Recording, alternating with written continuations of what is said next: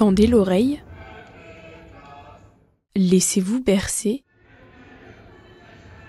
et plongez dans une exposition sonore immersive.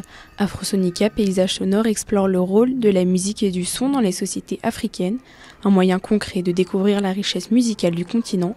Tout a été pensé pour vivre une expérience sensorielle. Je dirais que le défi important, c'est la mise en son d'un espace muséographique comme celui-ci. C'est un espace de 1000 m². Il y a 26 thématiques différentes, qui sont toutes à découvrir à partir de l'écoute. C'est une exposition sensorielle. Il y a des textes, évidemment, il y a des objets, mais le point d'approche et le point d'accroche principal, c'est d'écouter et de ressentir.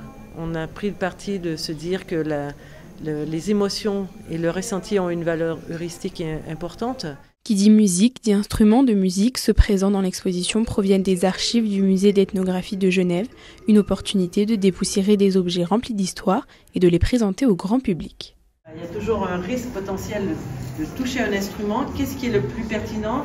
Laisser mourir un objet, un instrument de musique dans les réserves ou au contraire les remettre en son?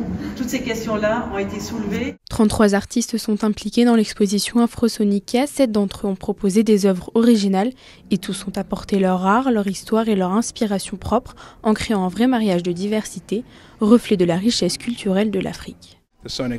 Pour moi, la sonorité joue un rôle important au sein de notre société. Quelqu'un a dit un jour que la musique est une architecture figée. Quand vous pensez à la musique, vous pensez à l'espace et à comment dans cet espace elle vous connecte aux autres.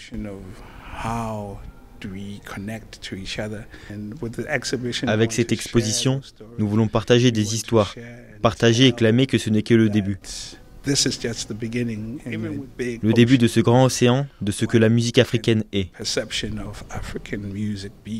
Musique de l'intime, poésie, connexion avec ses ancêtres, avec son environnement ou même avec l'au-delà. Voici quelques thématiques abordées par ce voyage sonore. Jusqu'au 4 janvier 2026, Afrosonica accueillera des curieux de tout âge, avides d'une immersion sensorielle.